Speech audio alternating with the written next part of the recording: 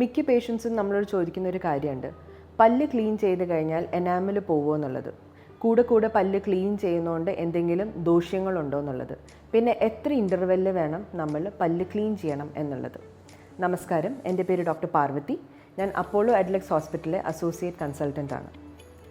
നമ്മൾ പല്ല് ക്ലീൻ ചെയ്യുമ്പോൾ മെയിനായിട്ട് ഉദ്ദേശിക്കുന്നത് എന്താണെന്ന് വെച്ചാൽ പല്ലിന് ചുറ്റുമുള്ള മോണയിൽ അടിഞ്ഞുകൂടിയിരിക്കുന്ന അഴുക്കുകളെ മാറ്റുക എന്നുള്ളതാണ്. അത് ചെയ്യുന്നതും ഒരു മൈക്രോ വൈബ്രേഷൻസ് ക്രിയേറ്റ് ചെയ്യുന്ന ഒരു ഇൻസ്ട്രുമെൻ്റ് വെച്ചിട്ടാണ് അത് ചെയ്യുക. അത് ചെയ്യുന്നത് മൂലം നമുക്ക് എനാമലിന് ഒരു തകരാറും വരാൻ പോകുന്നില്ല. നമ്മൾ yearly at least once or minimum twice എങ്കിലും നമ്മൾ ഓറൽ ക്ലീനിങ്, അതായത് ഡെൻറ്റൽ ക്ലീനിങ് നമ്മൾ ചെയ്തിരിക്കണം. ഇല്ലെങ്കിൽ ഈ അടിഞ്ഞുകൂടിയിരിക്കുന്ന അഴുക്ക് കട്ടകൾ കുറച്ചും കൂടെ ആഴത്തിലേക്ക് ഇറങ്ങിച്ചെന്ന് മോണേനെ വീക്കാക്കാനുള്ള സാധ്യതയുണ്ട്. നമ്മൾ പല്ല് നമ്മുടെ ബ്രഷ് വെച്ച് ക്ലീൻ ചെയ്യുമ്പോൾ ആകെ അതിൽ നിന്ന് പോകുന്നത് സോഫ്റ്റ് ആയിട്ടുള്ള ഡെപ്പോസിറ്റ്സ് ആണ്. കുറച്ച് കാലം കൂടി അത് ഹാർഡ് ഡെപ്പോസിറ്റ്സ് ആവും.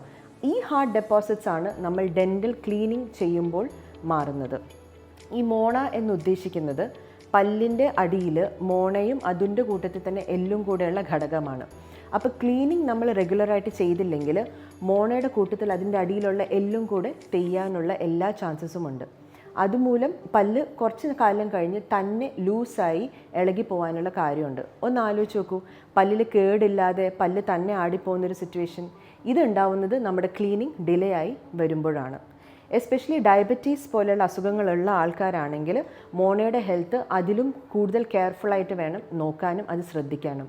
ഡയബറ്റിക് ആയിട്ടുള്ള ആൾക്കാർ 3 മാസത്തിലൊരിക്കൽ അല്ലെങ്കിൽ 6 മാസത്തിലൊരിക്കൽ ഡെഫിനറ്റ്ലി ഡെൻറ്റൽ ക്ലീനിങ് ചെയ്യണം.